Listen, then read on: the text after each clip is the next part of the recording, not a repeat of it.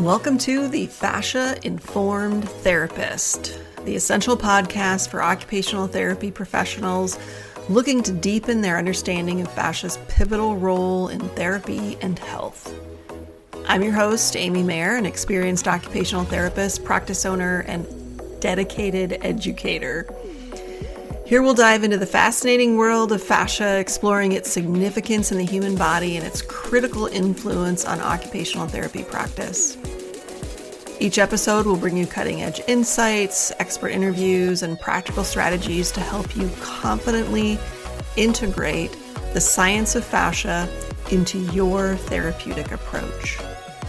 Whether you're a seasoned practitioner or just starting out, our goal is to equip you with high-quality, evidence-based, and fascia-informed continuing education opportunities that will enhance your skills and benefit your clients. So join us as we unravel the complexities of fascia and transform the way you practice occupational therapy. All health and wellness practitioners are welcome. Let's learn, grow, and evolve together.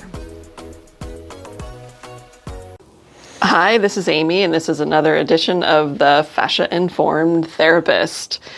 And today we have a guest. We have Kaitlyn Rambo, occupational therapist, who is part of Mayor Fascia Wellness. And what I'd like to do today is just have Kaitlyn tell us her story of how she first came across myofascial release and a little bit about her journey into where she is today and how she applies fascia science and all the things that we do here together at Mayor Wellness. Welcome, Kaitlyn. Hi, everybody. Thank you, Amy, for having me and for everybody who's listening today. So tell us, I know your story, but of course not everybody does. So just tell us when you first learned about myofascial release and what that experience was like. Yeah, so originally I'm from Washington State, and I worked at an inpatient rehabilitation hospital there where I was a therapy aide, and I worked on the weekends and floated around between the CVA units, the TBI units, and the spinal cord injury units. Worked with PTs and OTs and speech therapists from all kinds. And specifically on the inpatient units, there was a physical therapist there who did myofascial work with some of the patients in that hospital. And he was kind of the go-to guy that if somebody refused, or if they couldn't get somebody out of bed, or if somebody was in too much pain, or they were just had a kind of a plateau standpoint of therapy, then they would go to him and say, hey, would you try something different and unique? And so him and I worked really well together. He was very much about body mechanics and XYZ, and to keep me safe as a therapy aide, doing max A times 2 assists around the hospital all day long and different things like that. So he also did in-services for other OTs and PTs who wanted to learn more about this. And he kind of was like, if you stay after work to be the guinea pig for when I do these in-services, I'll teach you what I know. And there was a couple times that we would go around to patient rooms and he would be like, okay, do you see this person's legs here laying in the hospital bed? Do you see how this ankle is resting higher than this? Do you think it's because of his pillows and his hip positioning up in the bed, or do you think it's something else? And more times than not, we could adjust the patient's bed positioning. And for example, the medial aspects of the ankle would still be at different lengths. And so then he would do leg pulls and different things like that. And to me, I remember I didn't necessarily get to do the leg pulls all the time, but the first time I remember he did it, and I could see how the differences of the ankles went from what I thought was an inch or inch and a half down to being even. And I just remember being like, I don't know what we did, but it looks like magic. But it obviously worked, and then he worked to get the patient up and get the patient to walking or whatever we were trying to do. And I just remember being like, I want to do more of that stuff because I saw how much of an impact it had on the kind of the best of the best and the worst of the worst patients, whether it's from a TBI standpoint or even from a stroke standpoint.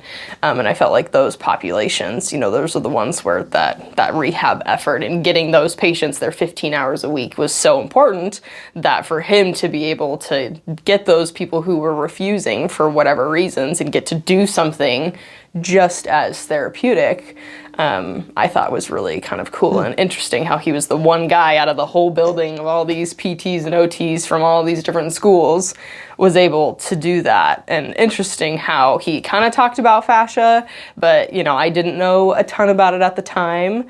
And so then I kind of doubled down, not necessarily into the research piece, but I'm a big anatomy nerd, and at Whitworth University, which is where I did my undergrad at, I got the opportunity to serve as a dissector and dissect cadavers for the university and TA anatomy and physiology courses. And I remember seeing it in the body and seeing, okay, in these sections, it looks like this, but in these sections it looks totally different, but it's kind of the same thing, but we don't know anything about it. And my professor, Justin Albright, was like, that's fascia, but it's kind of just connective tissue.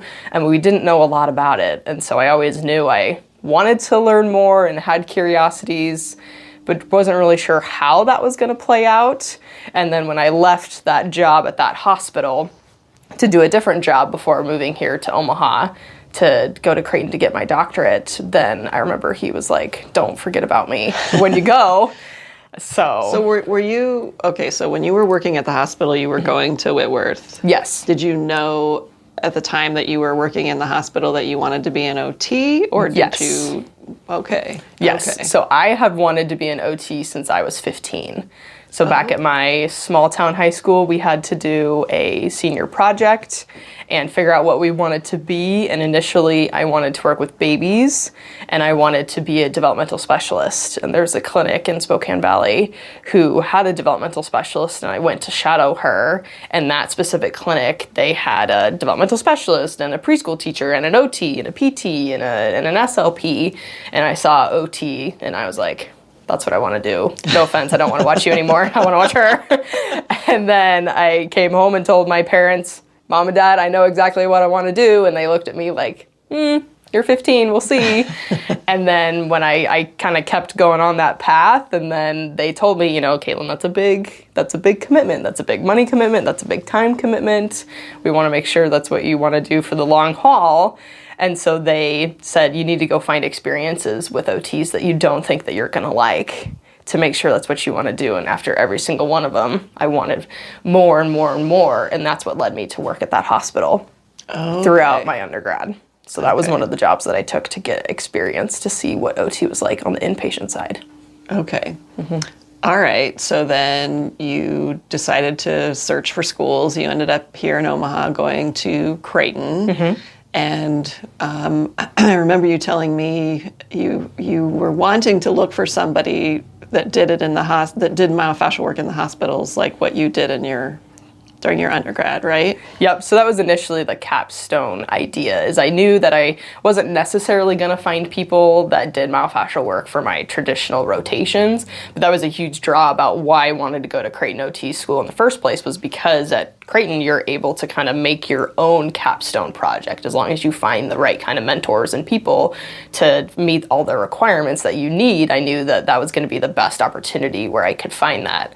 And the initial idea was I knew I wanted to find somebody somewhere, and I would say, before poor Dr. Domina brought me back down to earth, originally my idea was that I was going to find somebody who did myofascial work in a hospital and did exactly what Rich and I did, and go unit to unit to unit and treat people and do some of it and incorporate it into the traditional, air quotes, traditional therapy, and go in all different levels of an acute care hospital and different levels of an inpatient hospital. And obviously that was an unrealistic expectation to find.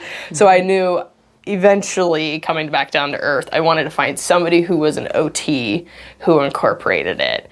And then I did quite a bit of online stalking and Facebook stalking of you and your practice, and talked to Dr. Domina and was like, hey, I think I want to do this here. And she was like, well, don't get me wrong, that sounds great. And because I know you, I think it'll be a match, but it's not just up to you. You're going to have to talk to her. And I was like, point taken, I need to make a meeting.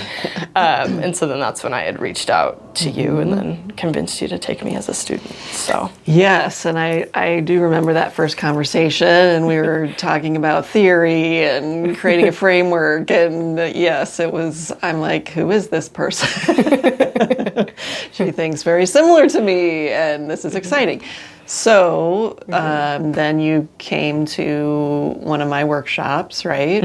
And that was really fun. And then I think you came to a self-treatment workshop too? Okay. Yep. And then I bought all the books, all the fascia books that you had. I was like, I'm going to buy those and I'm going to read them ahead of time. Yeah. Okay. All right. So then you did your capstone rotation with me, and do you want to talk a little bit about that experience? Yeah. Yeah. So then for 4 months, I was here with you at your clinic full time. And that's where I felt like I really got to double down in not just my hands-on experience, but the nerdy part of me that wanted to look at the fascia science and the anatomy of it too, because thankfully between doing the workshop with you and then I also did a Barnes course before my capstone started, you and I were kind of able to hit the ground running once I started here that January. And so then for 4 months we did a ton. I felt like that it went by really, really quick. But that's where I got to really practice the hands-on piece in a lot of different ways with a big variety of clients and patients, but also have that creativity piece of how would I have used this on my peds rotation from 6 months ago, or how would I have used this on my outpatient rotation or my acute care rotation, because I kind of had that context of how it could already be used in a traditional setting, and then coming here and seeing what it looks like on the outpatient side. I could kind of put my 2 and 2 together. But then that's where I really got to dive deep in the posture side and the science side and learning about fibroblasts and way more about the anatomy of fascia and how that really plays out in everyday life. Before you go too far down all that stuff, which I definitely wanted you to talk about for the audience, but tell them what the other part of your rotation was as well, working with the anatomy faculty. Yeah, so because I love teaching anatomy and I love learning about anatomy, a part of me saw that in Creighton's OT program we had a great anatomy foundation, but because I was so blessed with the anatomy education that I had from Whitworth University, I felt like it was equal, and I was in a way a little bit disappointed because I know that for me and my very blessed undergraduate education, I came to Creighton being like, I'm so excited for this next level and of anatomy. This is where my passion lies. I'm really going to get to open up my mind to a whole lot of new things. And no offense to anybody else, I didn't learn a whole lot that was new. I learned some things that were new, but I didn't get to necessarily dive nearly as deep.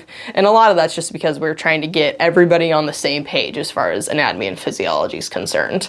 And so that was a piece as far as the curriculum that I was like, oh, there's a gap here and I want to change that. And so Dr. Kelly Hammond was the anatomy professor for the OT program at the time when I went through it, and also during my capstone. And I kind of had this idea in the middle of the night where I was like, I was reading a lot of the books that you had told me to read, and I was like, why are we not learning about this in school? And I was like, wait, I need to do other projects on top of just my hands-on piece with what I'm going to go do with Amy and her practice. Why don't I convince Dr. Hammond if I can do it in her course too? And I said, and the caveat will be is I'll help her incorporate the clinical application to OT and the anatomy and physiology world, because that was a part of the disconnect, was that Dr. Kelly Hammond's not an occupational therapist, and so she was great about giving us the anatomy and physiology information, but as far as being able to clinically apply it and reason with us about, okay, this is why this information is important, that's where some of that gap was. And I was like, I don't know everything, but between me having that clinical piece through just getting through the majority of my rotations and her and I's knowledge base combined, I said we could really make that piece way more clinically applicable for future students. And so it happened to be the day that the paperwork was due for Creighton's capstones to say, if you want to do a rotation in academia, you had to fill out the paperwork today. And I kind of did this incorrectly as far as paperwork goes, but I had missed that deadline. And so I just happened to reach out to Dr. Hammond and got on her office hours, and I just went, I packed up all my books and I went to her and I was like, so I've got this crazy idea, and laid it out on the floor. And she was just like, that sounds like a lot of work, but if you're willing to do that with me for not just the fascia piece, because she's like, we would have to make room in the syllabus for it. to be able to actually have it execute. Then she was like, if you're willing to do that for the whole course with me, she was like, you and I could work together a lot about it. But she's like, I'm in, it's better than not having it at all. So that's where I was like, yes. So you integrated into the anatomy course information about the fascia, but also about anatomy's application to OT. Yes. Okay. Yeah. So the whole project in a nutshell was I helped rewrite the anatomy curriculum. That way, everything that we talked about, whether it was the anatomical pieces or the little bit of the physiology pieces, how that was applicable to clinical practice, whether it was tying it to the OTPF, whether it was tying it to different aspects of the practice framework or different domains of practice, finding pieces where that information is relevant. Because as a student, it was hard to go through that information and be like, well, why am I talking about bones for the 13th time, right? Seeing how and why that's clinically applicable, and then also making room to integrate in at least a lecture or two about posture and about fascia and about alignment, because of how much I saw, even before coming and doing my rotation with you, how much that was so applicable to all different practice areas. And props to her. She kind of gave me a green light, and she had a lot of trust, because, I mean, I took everything that she did and rewrote it and was just like, here's your new lecture, here's your new outline, and then she would make tweaks and then go and do it. And thankfully we were able to work on that stuff way ahead of time, but there was things throughout that semester that we did too. But she really did have a lot of trust in me, so hopefully I lived up to expectations. Well, I guess we'll know that. Did she continue to use your content into the next year? I know that she's not teaching anatomy anymore this year, so I know that she had one more year after, but I don't know about this year, because I don't think she but did teaches she, anatomy. when she taught, should she retain your content when she taught the next year? I don't know. I haven't asked her. Okay, okay, never mind. We'll skip. I bet she did. Yeah, well, I hope so. Okay, all right, so let's go back to your capstone here. We finished the capstone, then you agreed to come stay here in the Midwest. Yeah, you really twisted my arm for that one. No, I'm kidding. And work together. So talk a little bit about how the work that we do goes beyond doing the manual therapy piece. Yeah, I mean, I feel like I get to apply all of my different classes throughout OT school into what I'm doing, whether it's from the mental health side and the geriatric side to the outpatient movement exercise piece of it. But I think for me, it's really that being an advocate for our people and giving them the empowerment with the information. Because yes, could I do a manual therapy technique on somebody and they would feel better? Probably, but long term, that education is what the power is, and that's where that fuels me and my heart, because I get to take the anatomy and physiology piece, have it be nerdy in my own brain, but also find ways to teach Joe Blow walking on the sidewalk what that means or how that could potentially relate to what he or she has going on. And I think that that's where, as OTs, we talk about how in all different traditional practice settings, we're the advocate, we're the go-to, we're the XYZ, and I get to be that exact person with each person on such a more individualized level, because we're talking about a lot of things that's pain, or we're talking about a lot of things that they either can or can't do, or their decreased level of participation. And those are very intimate conversations that we have with our people. And so being able to give them knowledge and tools and power so that they leave feeling like they gain something, not necessarily from a physical and a mental well-being, but from a piece of knowledge that gets to stick with them. I think that's the ripple effect that we have seen, but we'll continue to see as time goes.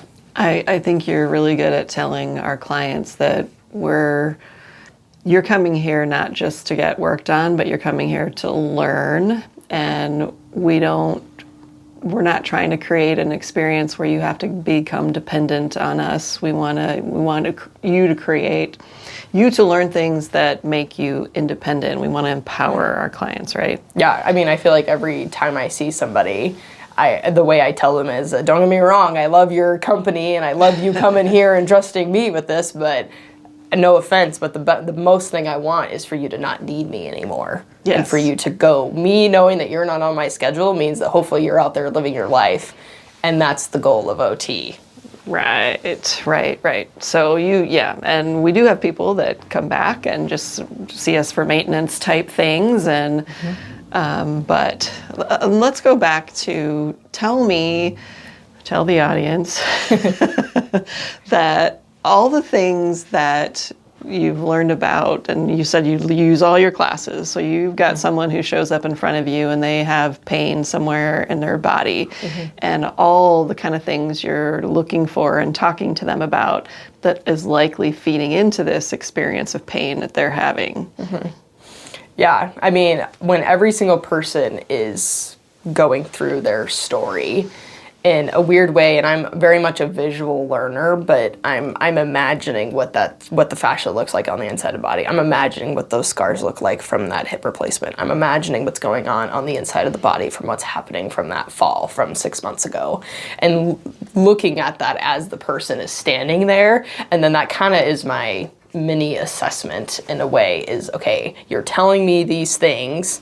What is this picture potentially looking like on the inside? And I think that's where that individualized approach comes in, but also from that holistic side too. You know, somebody could email me and tell me, hey, I'm feeling these things, but by the time they come into their session, it could be totally different.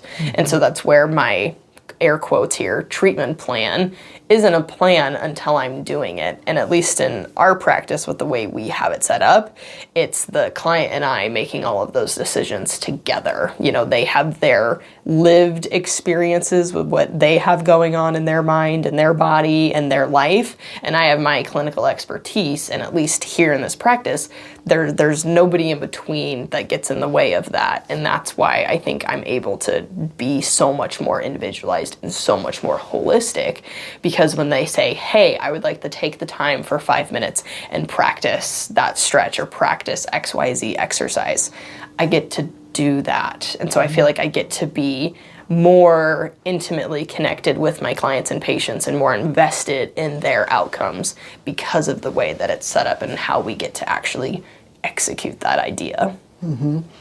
So how much do you feel like posture is part of somebody's experience of pain? I would say from what I've experienced both back when I was a student and in the time since then, I would say the posture and alignment piece is as much 50%, if not more, compared to the manual therapy piece.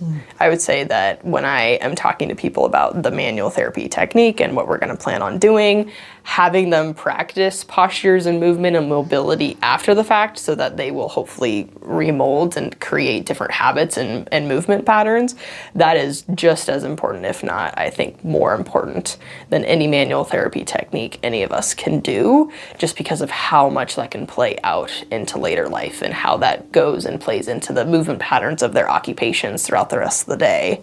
And I really have seen the people who take that seriously and truly try to ingrain it in their brains, they're the ones that are having the best outcomes, and they're having their outcomes quicker versus the ones that, oh, I kind of thought about it a couple times here and there. I could take that same, whether it's posture or whether it's TheraBand exercises in an outpatient clinic, right? The person who comes in and did their TheraBand exercises, air quotes, as prescribed, compared to those didn't, are going to have similar outcomes, or are going to have better outcomes and quicker outcomes. And I think that piece applies to the posture piece too.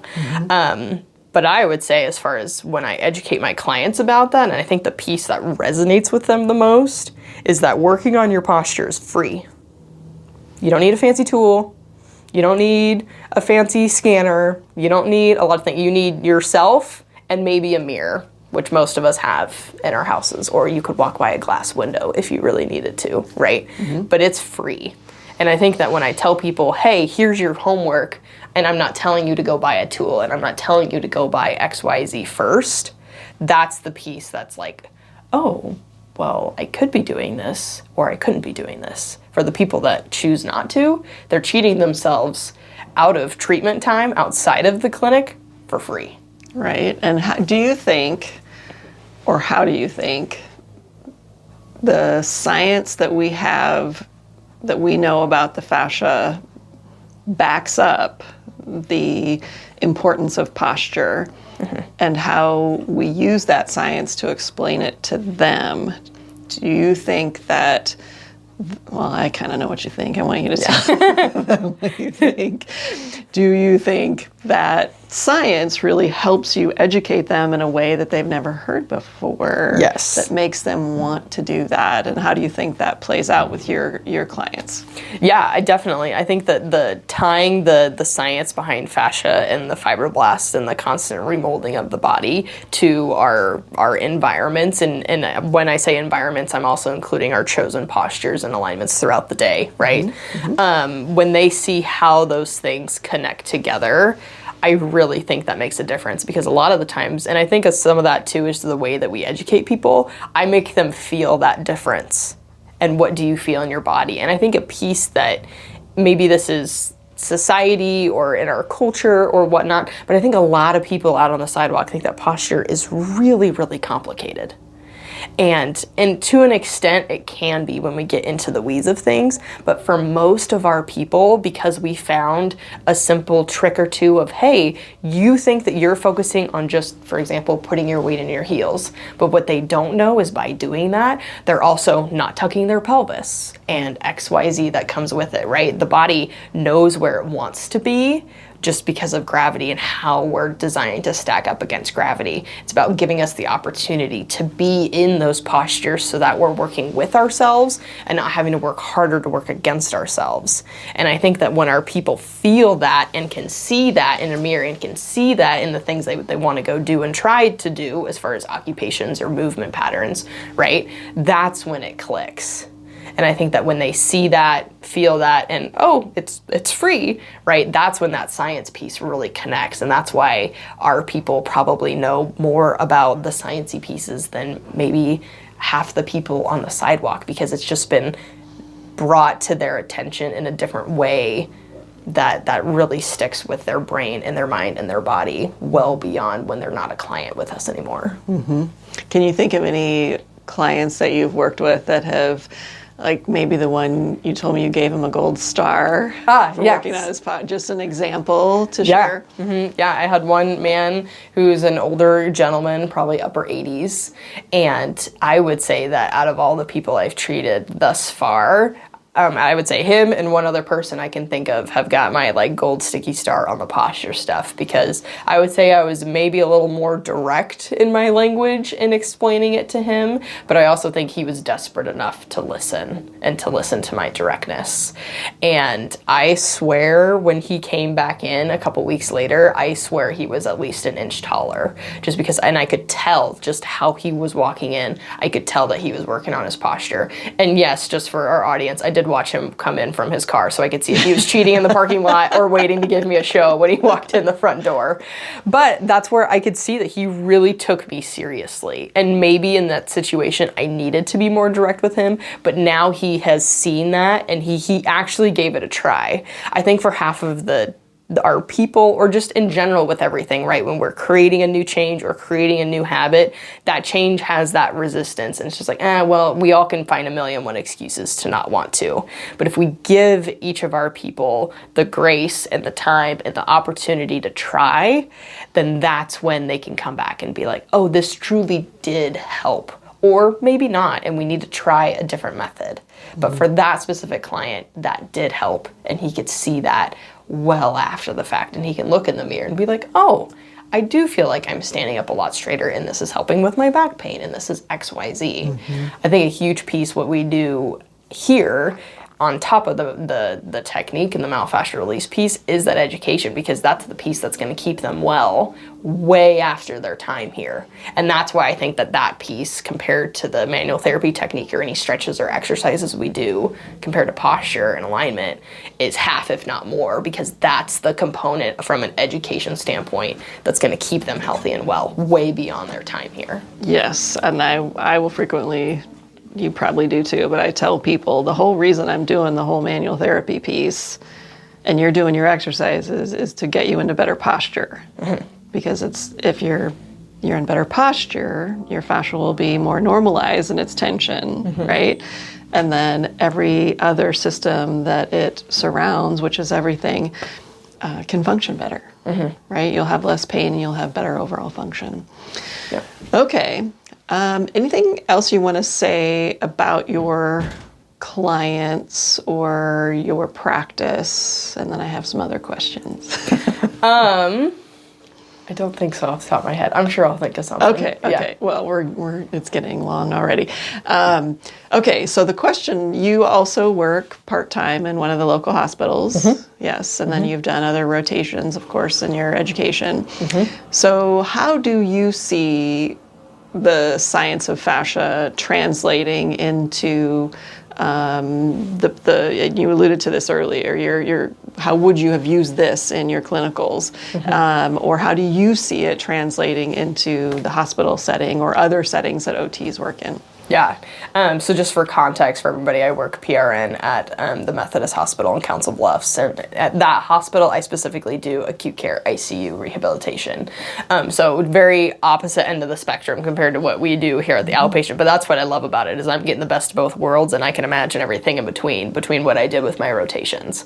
But with that, yeah, I mean, I would say I definitely, from having the knowledge about fascia and having the knowledge about posture, I can't tell you how many times I'm in the ICU with somebody and they're bent over and we're trying to sit on the edge of the bed for the first time since they got off a ventilator, for example.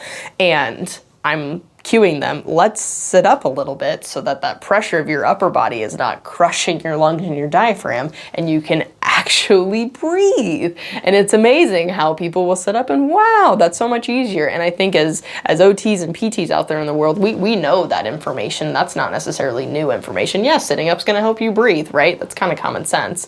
But having that fascia-informed approach about diaphragmatic breathing and how, okay, we're trying to remold ourselves after a traumatic event for whatever reason they're in the hospital for, right? How can I start these habits early on, as far as like post-op day one or day one post-extubation, and see how is that going to help them in the long run. Even when I'm walking with patients in the hallways with their walkers and things like that, cueing them to stand up and things like that, because when I educate them about their posture, I feel like I either get one or two responses. I usually get the, yeah, I'm tired and I want to go back to bed. Or, on the other hand, I'll get the second piece, and that's where I actually have the opportunity to talk to them a little bit more and keep them engaged in therapy by kind of talking their ear off a little bit about the science of fascia, not necessarily the extent that we do here, but where I'll kind of say like, well, we need to stand in better postures because I don't want your body to remold you in a humped over posture, and then you're kind of stuck like that, right? On a very foundational level, but that stuff sticks with people, especially if they want to go home.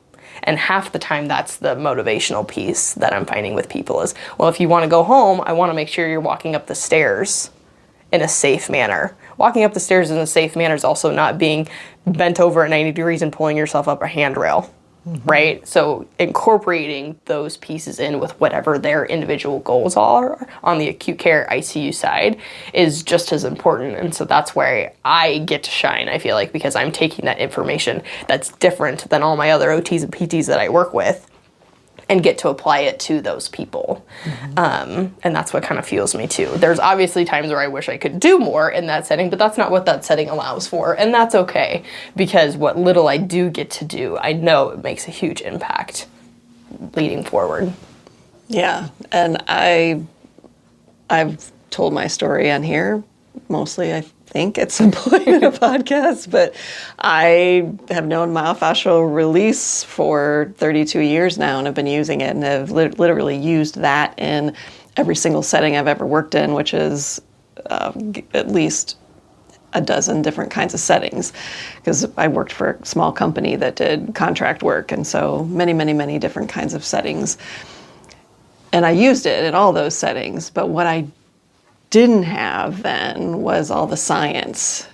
It wasn't in my hands yet. It was out there in the world being developed, but not in my hands. So I'm super excited to see all the creative ways, now that you know all this science, the way that you're going to end up applying it as you move through your career, which hopefully more of it is here. But, you know, the careers shift and change.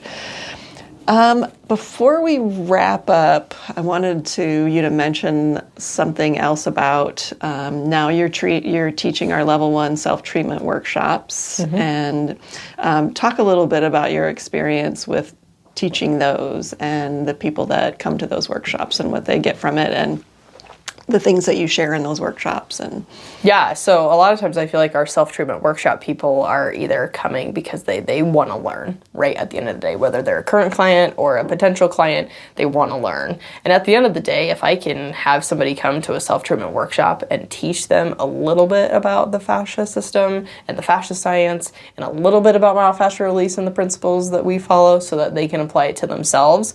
And then throughout the rest of my conversation, throughout the workshop, if I kind of hint at pieces about posture and alignment, if they pick up on that stuff and then they don't need me ever again, great. Job done, right? And job well done, I would say. But that's where I would say most of the people coming in are definitely wanting to learn something. And I think that's where the self-treatment workshops are really powerful, because you literally get the tools and then the education and then the skills on how for you to have something, for you to take control over your own pain, your own experience, your own future lived experiences in your body. And that's where most of our people, if not all of them, they still have their tools, or they come back for more because they see and feel how that information and that science connects with what they're experiencing, and they want more. And that empowerment piece, I think, kind of comes back to OTs, right? We're giving them the education, we're giving them the skills and the tools that they could go out and use in the rest of the world. And that's what the self-treatment workshops really, really do on a foundational level. Yes, they're learning the myofascial release technique and how to apply it to themselves, but they're learning so much more education about the fascial system on top of that. And for me, that just gives me the opportunity of people in a room where I could tell them about that, because I get excited, as you know. I get very excited. She has a lot of words. Yes, I get very excited to tell them that information. But if that's 20 more people on the sidewalk that have heard of the word and know how important it is to look at, that's 20 less people that I'm hopefully going to have back at the clinic waiting for a spot to see me. And just to be clear, the self-treatment workshops that we teach are taking the principles that we use to treat our clients and teaching them how to apply those same principles to themselves using therapy. We teach some basic stretching, but also using softer balls as therapy tools. And people tend to use it for a long. It's an option to reach for your therapy balls instead of your pill bottle. Mm-hmm. And then we also, if you're not in the Omaha area and you can't get to one of our self-treatment workshops, we also created a recorded version of them for people who want to take it online. Mm-hmm. And then we have a book as well. And then we also have another class for therapists who want to learn how to teach their own self-treatment workshops. Mm-hmm. And these, you do not have to be Kaitlyn's air quotes, myofascial therapist to teach people how to self-treat. Mm-hmm. I would love to see therapists in the mental health arena, mm-hmm. Rehab, outpatient, learning how to use these tools to help their clients help themselves, because pain is one of the biggest barriers to participation and barriers to quality of life. Mm-hmm. Right? That's why people end up coming here, is their quality of life has changed, and we want to help them get back to that. Yep. Okay. Is there anything else you'd like to say before we wrap up? Hopefully I'll be back again. I think so. Yes, we could take many of these topics and expand them to another half hour or hour session. So thank you so much, Kaitlyn, for sharing your time with us today. And thank you, everybody, for listening. Thanks for having me. Thank you for tuning in to the Fascia-Informed Therapist. It's been a pleasure sharing insights and strategies to help you integrate fascia science into your practice. I'm Amy Mayer, and I hope today's episode has inspired you to explore further and take your therapeutic skills to the next level. Remember, we're committed to creating and providing top-notch, evidence-based, fascia-informed continuing education that empowers you as an occupational therapy practitioner Stay connected with us for more enriching content, and don't forget to check out our online courses to deepen your expertise. Until next time, keep expanding your knowledge, refining your skills, and confidently applying the science of fascia to your practice. Here's to advancing together in health and wellness.